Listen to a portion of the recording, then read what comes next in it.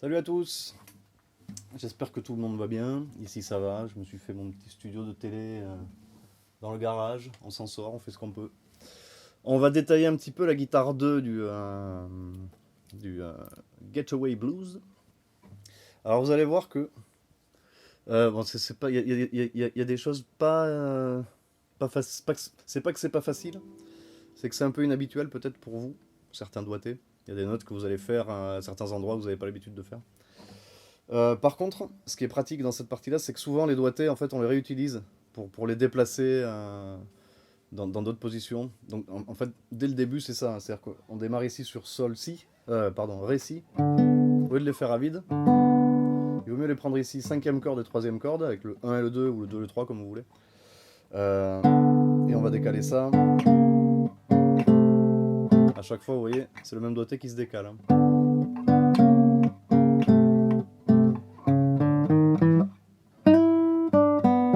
Alors cette phrase-là, vous voyez qu'il y a un petit ornement là, Ré dièse Mi. Il y a deux manières de faire. Soit on fait un lié comme ça, avec le 2 et le 3. Ou si vous voulez, vous pouvez glisser le 3. Vous mettez le 3 sur le Ré dièse et vous glissez sur le Mi. Vous voyez? Et on descend après sur le Ré avec le premier doigt, hein. Je sais plus quel doigté j'ai mis sur la partition. Je sais plus si j'ai mis la liaison ou le glisser. Je crois que c'est le glisser. D'accord? Et ensuite, la partie d'accompagnement de la partie A. Vous voyez qu'il y a des petites lettres encadrées à chaque fois, c'est pour décomposer un petit peu la structure du morceau.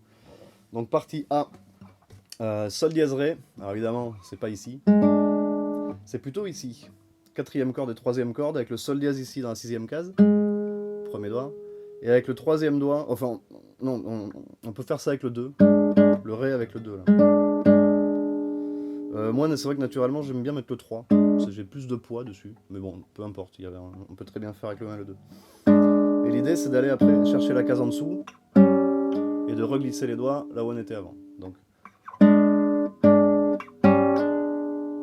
voyez? Voilà, les 4 premières mesures, c'est ça, hein. Ainsi de suite. Les 4 mesures suivantes, non, pardon, les 2 mesures suivantes, c'est la même chose, mais une case en dessous. Donc là, on part en 5e position pour glisser dans la 4e et revenir à la 5 après. J'espère que c'est clair. Et on revient sur. Donc vous voyez, avec un doigté, on a 3 positions différentes. Ok? Partie B. Partie B, donc c'est le même principe, hein. On va partir d'une position ici qui est celle-ci, Fa dièse, deuxième doigt, La dièse, premier doigt, et le Mi, moi je le fais avec le 4. On pourrait faire avec le 3, mais c'est pas terrible, enfin c'est pas très confortable en fait, il vaut mieux mettre le 4, on a plus de poids.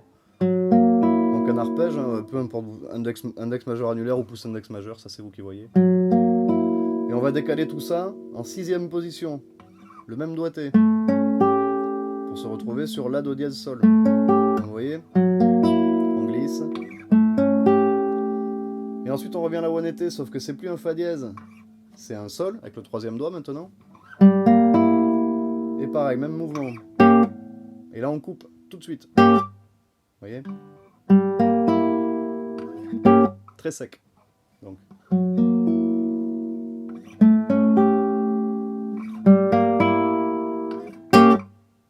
Et on repart sur... comme tout à l'heure. Ok. Partie C. Alors là, il y a un barré, je suis désolé, messieurs, dames. On repart encore sur le Fa dièse et le La dièse, sauf qu'au lieu d'avoir le Mi, on a un Sol sur la première corde. Donc on est obligé de faire... Comme le La dièse et le Sol, c'est dans la même case, et ben on va mettre un petit barré là. Alors c'est soit sur les 3 premières cordes, soit sur les 4 premières cordes. Ça, c'est vous qui allez voir lequel sonne le mieux et avec lequel vous êtes le plus à l'aise. Toujours est-il qu'on joue pas la deuxième corde, ça c'est sûr. Donc dans l'arpège, c'est pouce index. L'idéal, c'est l'annulaire du coup. Comme on saute une corde, on va sauter un doigt aussi dans l'arpège, vous voyez. Et on bouge ça aussi à la 6e case après. Alors ça klaxonne un peu, mais ça va très bien avec le reste, hein. Ok? Et la fin, c'est... donc, Sol, Si bémol. Et pareil, on va glisser ce doigté là pour faire ça et ça. Le même écart entre les doigts, hein. D'accord? Donc toute la partie C, ça donne ça. Hein. Et... Alors, les percus. Vous, c'est souvent que vous avez cette percu-là à faire. Vous avez 2 sortes de percus, vous, à faire. 3 sortes, même. Donc il y a celle-ci, là, qui est très aiguë. Au-dessus du chevalet, avec l'index, essayez de frapper quand même assez fort pour faire bien résonner la caisse. Et surtout, très important, essayez de couper le son des cordes avec la main gauche. Juste en posant les doigts ici, pour vraiment couper le son. Pour avoir quelque chose de net et pas avoir ça, là. Où là, c'est ingérable, il y a des résonances partout, on comprend plus rien. Donc vraiment, essayez de faire attention à ça. Et ça se fait, une fois que vous avez fini ça, hop. C'est vraiment ce geste-là qui va vous amener à faire les percussions. À travailler. Et ensuite, on a 2 autres types de percussions. Là, vous avez un truc qui ressemble à ça. Donc il y a 2 sons. Le premier son, je m'approche un peu, avec la main ici. Vous venez poser le pouce sur les cordes aussi, déjà pour avoir un appui, et en plus pour couper le son. Et là, vous allez venir taper sous le chevalet, là, avec vos doigts, n'importe lesquels. C'est vraiment un petit mouvement du poignet. Hein. Pac, pac. Et l'autre son, plus aigu, ici, là. Boum, pam, boum, boum, pam. Lentement, ça donne ça. Boum.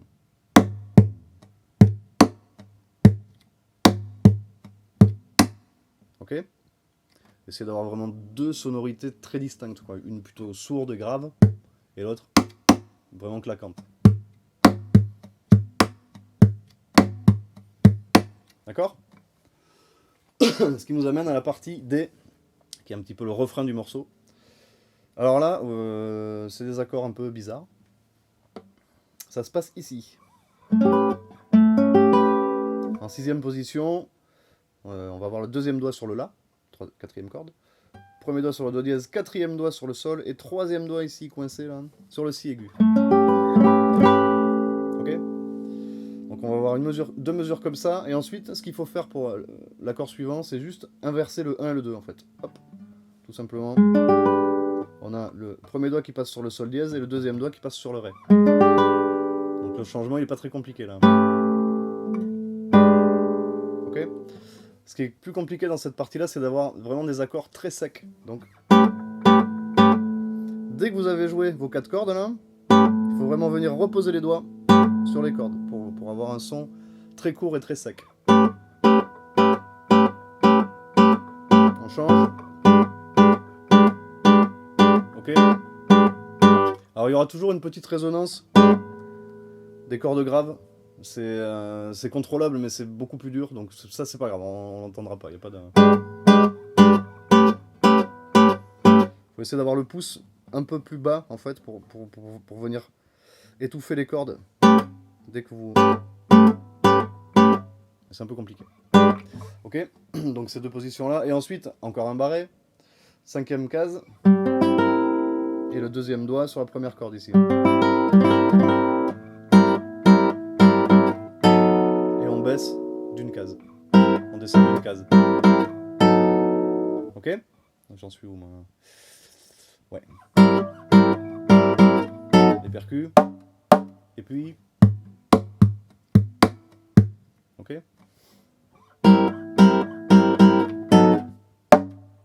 Et... Donc là, il faut être vif. Là, il faut avoir le cerveau un peu partout. Là. Sur les accords et sur les percus, ça change, ça passe ici. Enfin, en vous entraînant, ça va le faire tout seul. Ok. Après, donc on arrive à la reprise. On refait tout depuis A. On refait pas l'intro, on repart sur A. Donc il n'y a pas de surprise, c'est la même chose 2 fois. Arrivé, par contre, la 2e fois, vous voyez qu'il y a la porte 1 qui amène à la reprise et la porte 2 qui amène à la suite. Hein. Donc, sur la porte 1, vous avez une mesure de percu pour faire la reprise. Et la porte 2, vous avez 3 mesures de percu, la même chose. 2e fois, ainsi de suite. Hein, la 3e, tatata. Ce qui nous amène à E maintenant. À E, ça ressemble un peu au début. C'est le même doigté qu'au début, sauf qu'on rajoute une note en fait entre les deux ici là. Le Sol avec le 3e doigt. Et là on va descendre case par case.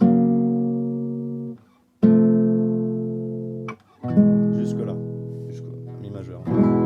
Ok.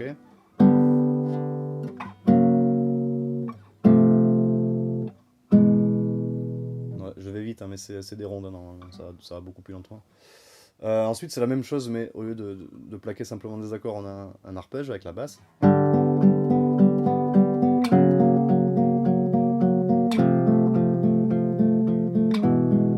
Ok.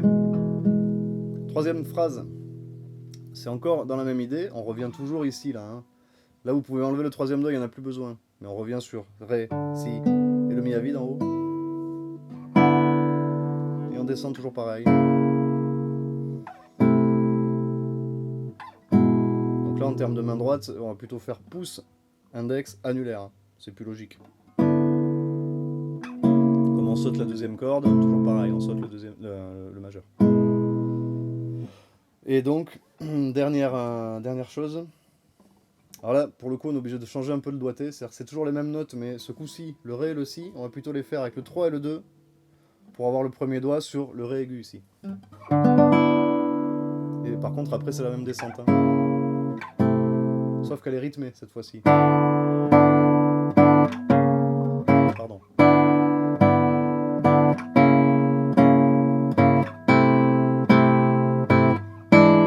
Et à la fin, on change un petit peu d'accord. Ici, Mi, Sol dièse, Ré, Mi. Voilà. Pensez à mettre le 4 sur le Ré, parce qu'après, vous allez voir qu'une fois qu'on a fait ça, les 4 noirs, hein, ça, vous allez venir le glisser ici. Vous rajoutez le 3, et on se retrouve sur la partie F, qui est la même chose que D. Donc voilà. Vous voyez ici, là, ce doigté-là, on le réutilise juste après. Alors là, par contre, il faut glisser très vite. Hein. Ça, c'est... Il y a une chance sur deux pour que le premier accord soit pas propre. Mais bon, pour moi, c'est pareil.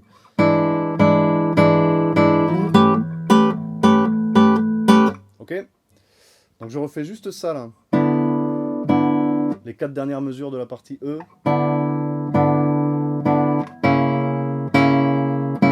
Là, attention.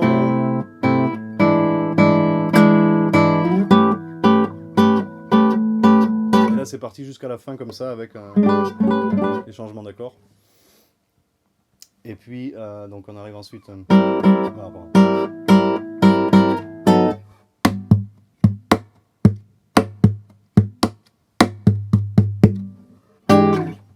Alors, la fin, elle est très très difficile, par contre. Je suis désolé, j'ai pas trouvé autre chose.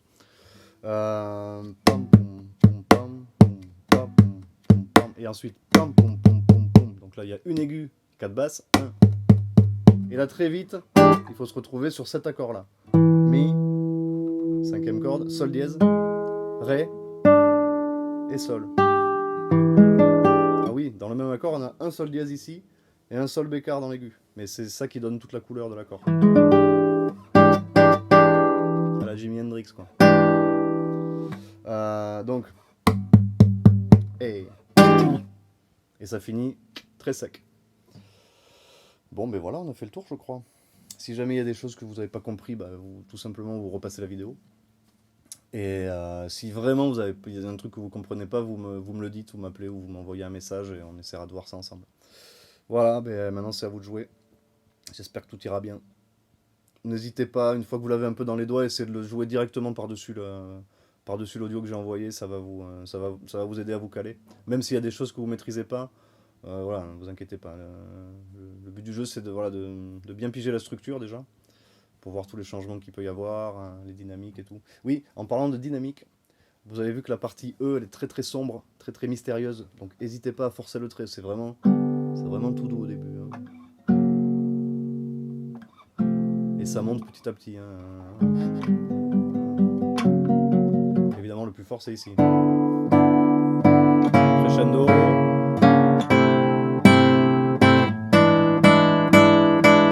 Pour revenir, à la fin, c'est la fête. Hein. Ok. Bah écoutez, bon courage. Et puis à très bientôt. Ciao.